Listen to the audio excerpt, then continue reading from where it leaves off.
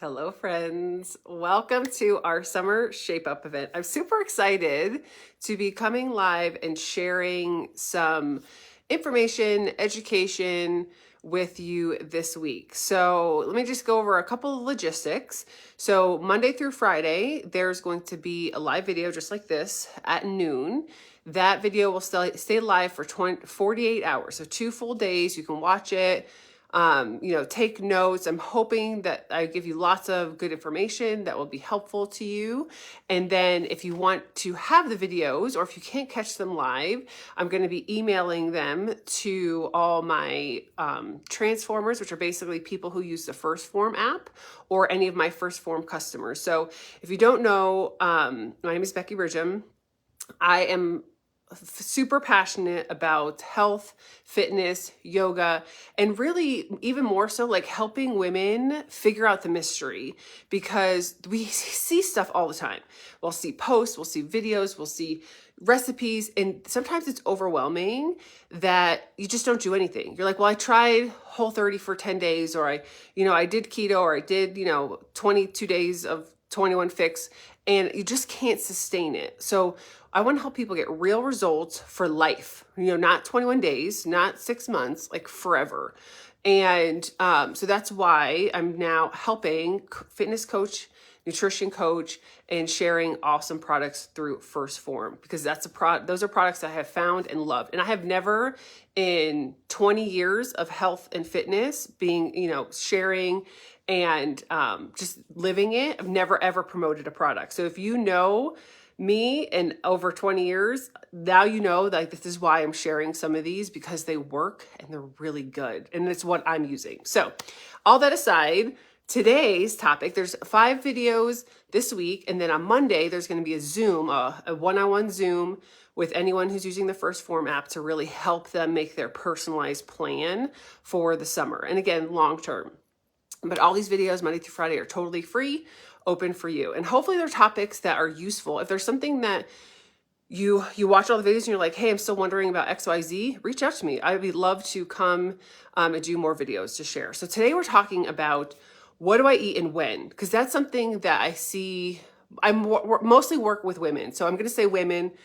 This affects dudes too, but women are more my passion and more my area. So the thing I see a lot of times with my friends and my clients is they want to get healthy. They have the motivation. They're like, I'm ready. I have a vacation.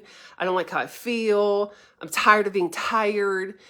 But then they get stuck because they don't know what to eat. They don't know when to eat. They don't know how much to eat, and it becomes super overwhelming. So even if you're using an app to track your food, which I'm going to highly recommend and talk about, sometimes you're like, okay, well, I have this many calories. What do I eat? Like, I just don't even know what a good choice is.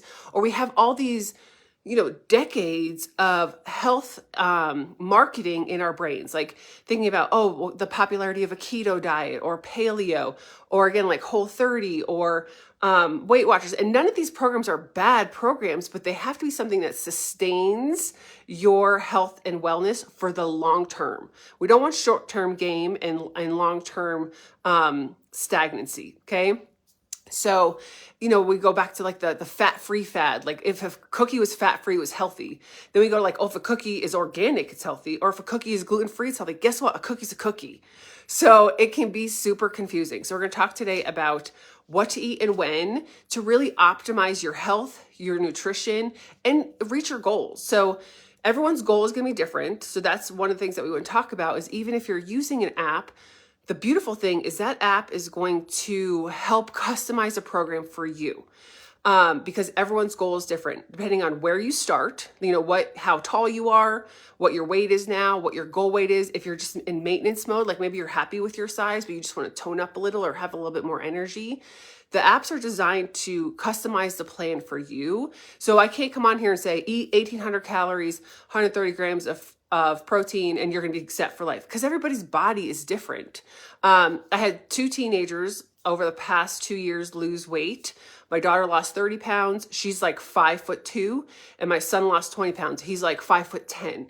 And there's processes and tips that we would give them and help them, but their plans are totally different. The amount of calories he gets is totally different than she gets, but they both had results. And so that's what we're going to talk about here today. So the number one thing before we get into like specific foods is we're going to talk about tracking. Now, if somebody came to me, like my daughter came to me a couple years ago, she's like, hey, I'm just not happy in my body. She wasn't like super big, but she just didn't feel good. You know, going through puberty, being inactive in the quarantine, she just didn't feel good. She's like, I want to lose weight, get healthy, get strong, feel good. So we just make a plan. And so this is what I'm going to recommend. Just like I recommend to my daughter, I'll recommend to you. You have to track. Okay. And the reason for that is because you cannot improve what you're not measuring. And the truth is we suck at measuring and almost giving ourselves too much grace. And again, it's the knowledge base. So you might be like, hey, I'm going to go out for breakfast. I'm going to have a healthy breakfast. I'm going to have the egg white omelet with, it's already doused in butter. It comes with the English muffin, comes with, you know, grits and turkey bacon. All looks healthy, but it's 800 calories, right? That's where when you put it in your tracker, you're like, dude, this is an 800 calorie breakfast. That's what I would have had for a Big Mac, okay? So the tracking takes the guesswork out of what you're actually eating so that you can tweak it and you can improve it. This is not about restrictive diet. It's not about feeling like, oh, I can't have that because it's too many calories. The benefit of a tracker is it gives you a budget that then you can spend wisely. So just like if you're going to put your household on a budget and you're like, hey, we have this much money for a month, we got to pay all our bills first, and then we have this extra money for fun, right? To go out to eat, to go to the movies, to save for Disney World. It allows that fun to feel good. That vacation doesn't follow you home on a credit card, right? So the same thing is with your food tracking. It's like a budget for your day. So like, hey, I'm going to put in my food. I'm going to make sure I get my protein. I know I'm going to have, you know, some vegetables in there in a day. Oh, and then, hey, I have another 200 calories. Well, that means I'm going to have my ice cream bar at the end of the day as my reward. It feels good because you know it fits. Okay, so that's why tracking is so important. And there's a number of apps out there. I used my FitnessPal for like, I don't know, 15 years. And now I use the First Form app just because I find it's more comprehensive. It has a lot more features on it. It has workouts, it has training, it has habit trackers. And I can connect with my clients on there. So if you use the First Form app, I can see what you're eating. I can see what you're moving. So I can help coach you when someone, like one of my clients is like, hey, I need lunch ideas. Well, I can go look through her lunches and go like, okay, I see like sandwiches. Let's find some sandwich ideas for you. So that's why I use that app. I think it's superior. It is a fee. So if you're committed to your health and wellness and you want to pay $12 a month to get the app and do one-on-one coaching with me, it's a bargain. Okay. So that's the app that I would recommend. But even if you start with MyFitnessPal, you have to track, right? And the reason for that is you don't know what's in your food until you really start putting it in. Just like back in the day with Weight Watchers, you'd spend your points. I don't know if you remember, there used to be these diet books with little colored cards that you would, shift over from one side to the other. I think even the Noom app uses different colors. They all have some form of tracking because that's how you're going to measure and how you're going to improve. Okay. So now we know we got to track, find a way to track. We need help with the app or other recommendations. Let me know. Then you're like, well, what am I tracking? Like, we hear macros, micros, we're going to talk about in another video this week. It can get confusing. So macronutrients are like the big components of the food that we eat. Those are our protein, our carbs, and our fat, right? So typically when you hop on an app, it's going to set up your goal. It's going to give you the calories. It's going to give you the protein, the carbs, and the fats. Now, the first two I will always recommend to focus on are your calories and your protein. Later, once you dial those in, we can talk about like, oh, am I having enough fat? Because fat's important. Carbs are important. Protein is uber important. Okay. So that's why we start at that one. Also, question I get a lot is, should I do a low carb diet? My opinion, no. And the reason why is low carb diets, they do have some benefit in the beginning. Like a lot of times people are like, well, I lose so much weight on low carb, but But what happens is when you stop low carb, you either gain it back or it's just not sustainable. And carbs are an important macronutrient because they give you energy.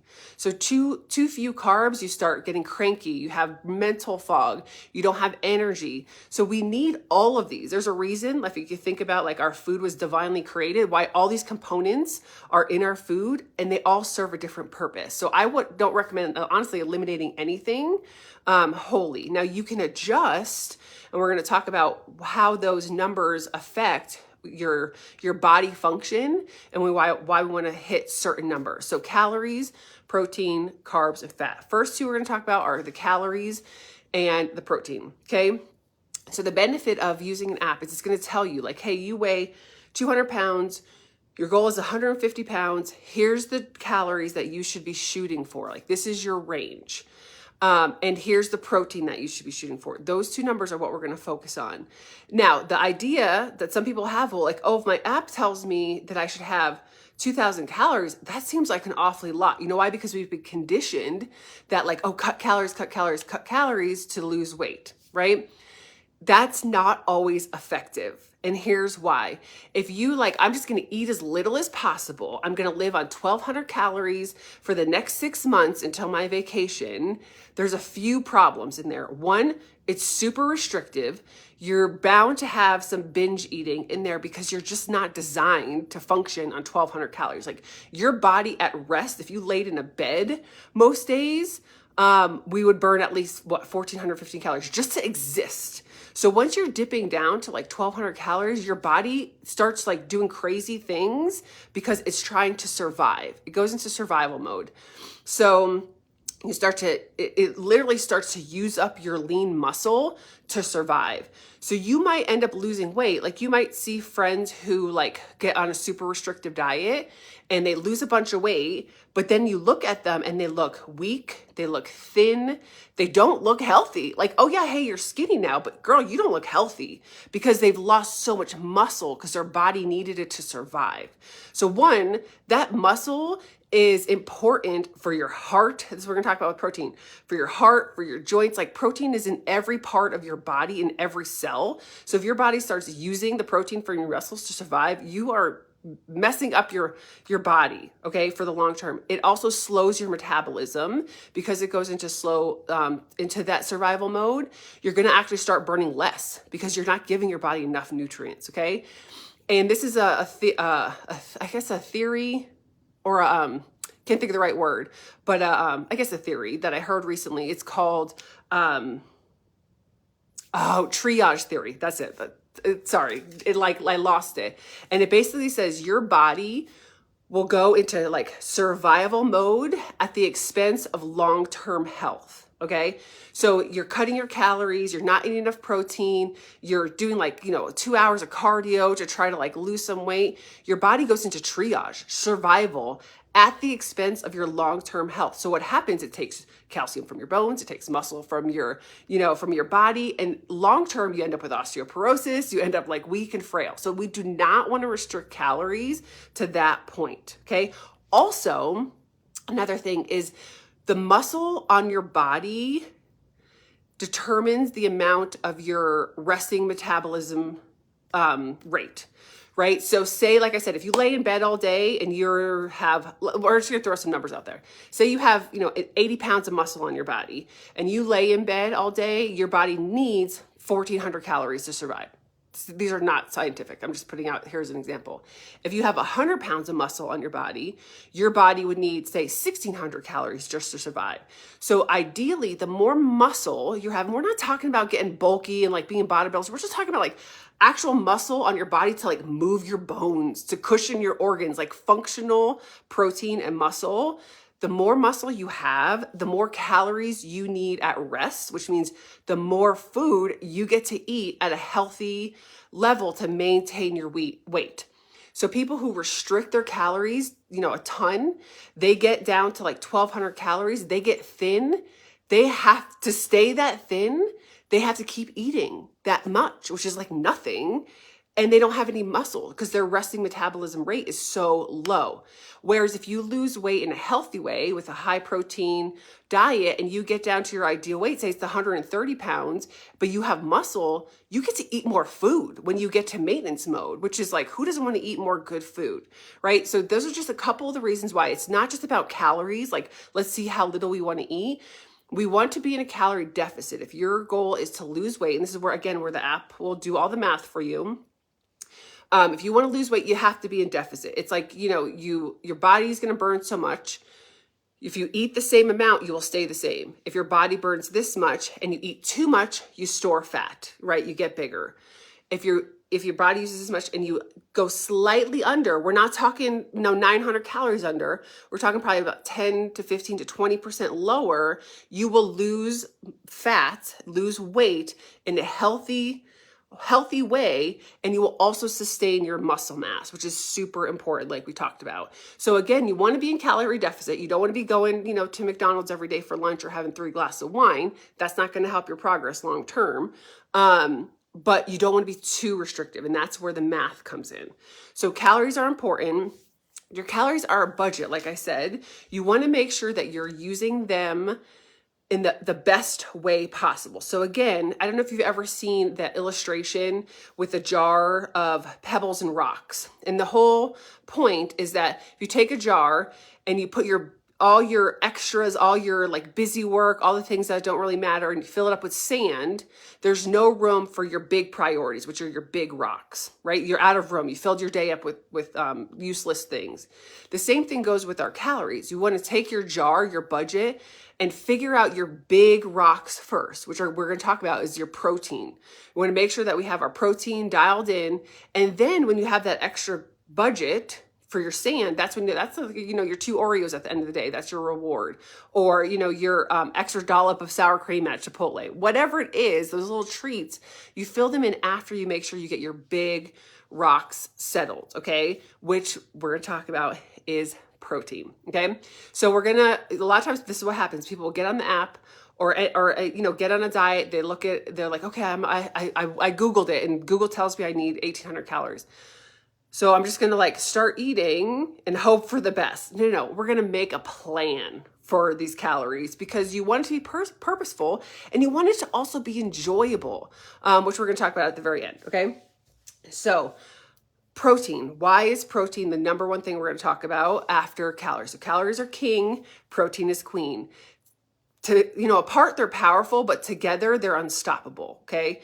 So protein is so key because one, again, it supports all your muscles. It helps you get leaner. It helps you eat more calories at your resting metabolic rate.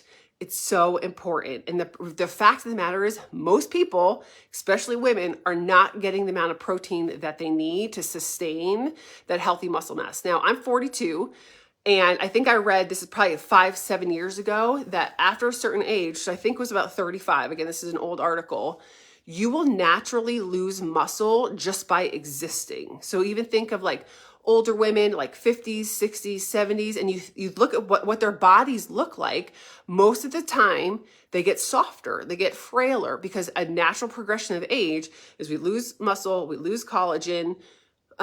It's natural, but to level that out, I don't want to say combat that, but to balance it out, the more protein we eat, resistance training, exercise, movement, which we're going to talk about in another video, will help even just maintain your muscle, or you can actually improve it. I mean, you see these videos of these 70-year-old bodybuilders.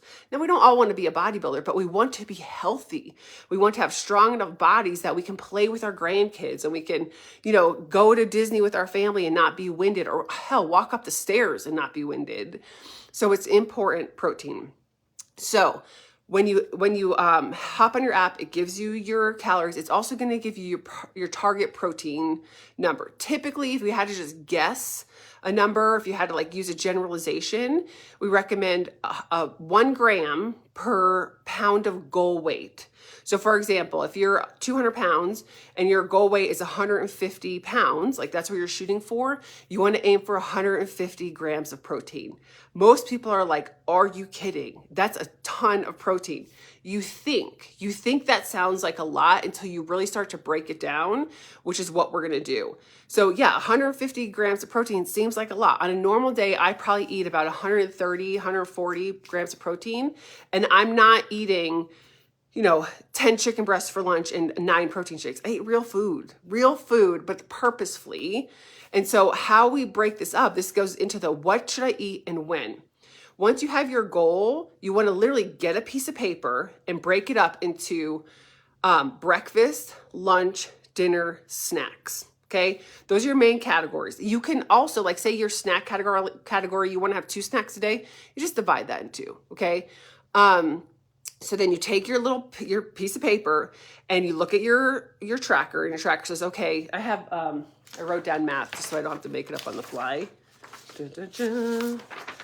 Okay, so say you have 1,800 calories a day, right? And 120 grams of protein are your goal. Your goal weight is 120 pounds, which, I mean, for most of us is like not realistic if just FYI, right? Healthy body weight for women is gonna be different on their height, but if you're like over 5 foot, 120 pounds is probably pretty low.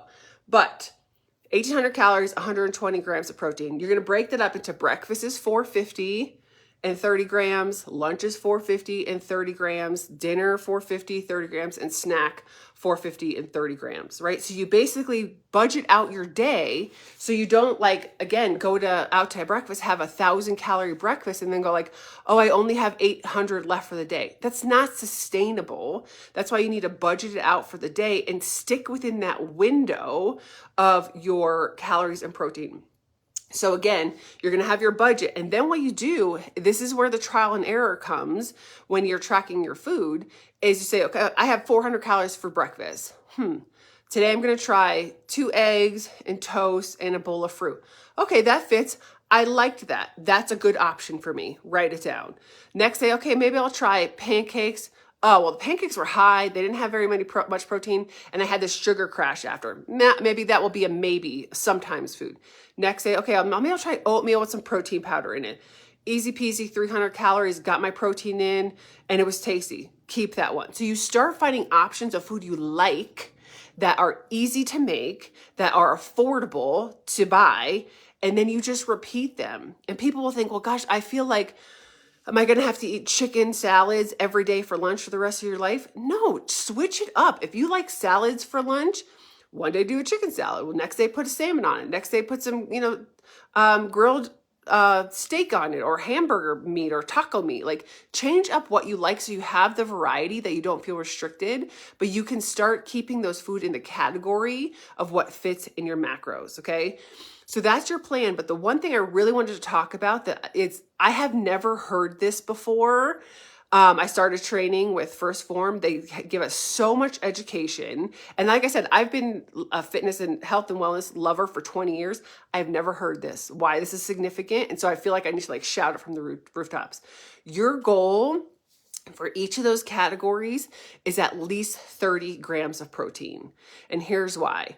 So when your body takes the protein, the 30 grams of protein, it's basically, protein is made up of amino acids. So there's a certain level of amino acid, one of the amino acids, which is leucine. And when it's at a certain amount, I think it's maybe 3 grams or so, which is about 30 grams of protein is 3 grams of leucine. Your body goes into what's called muscle protein synthesis. That is the most optimal form for your body as a machine to create the muscle, to repair your tissues, to, basically use protein at its optimal level is when it hits that level. So your goal is, hey, I'm going to have breakfast. I'm going to shoot for 30. And that process, that muscle protein synthesis, lasts for about 2 to 4 hours, depending on the body and how effective it is. So then you shoot for 30 grams at lunch.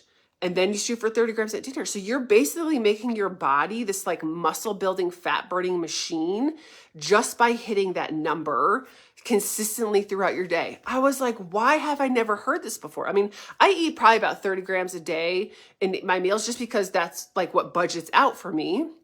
But I was like, the science behind it was so eye-opening that I was like, oh, it makes sense. I need to share this with my clients. I need to share this with my ladies that are using the app because it's so important. So you want to make sure you're getting 30 grams of protein with each meal. And again, that's going to be trial and error. I'm going to actually post with this video. I found a bunch of examples of breakfasts, lunches, snacks, and shakes that have that 30 grams just to give you an idea of like what to shoot for.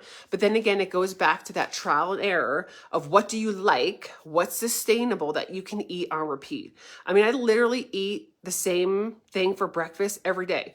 Not in the sense that like I'm having something boring that I hate. I eat it because I like it, because it's filling, because it makes me feel good, and it's cheap and easy. Like that's another thing. Eating healthy does not have to be expensive, especially with the way that the world is now with inflation and the economy. You do not want to be wasting your money on food that's healthy. Like, oh, I don't know, like a bag of air pop chips that are $5 when you can buy a dozen eggs or 18 eggs for $5, right? Choose your budget wisely with your money and your calories, okay? So any questions that you have, you can put them in the comments of this video if you are going to watch it later, or if you're on now, I'd be happy to answer questions. But again, like what should you be eating?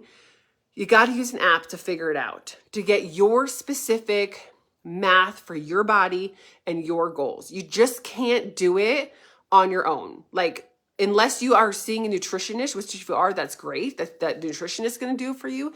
If not, spend the $12.95 and have an app do it for you. I will link the First Form app that I use.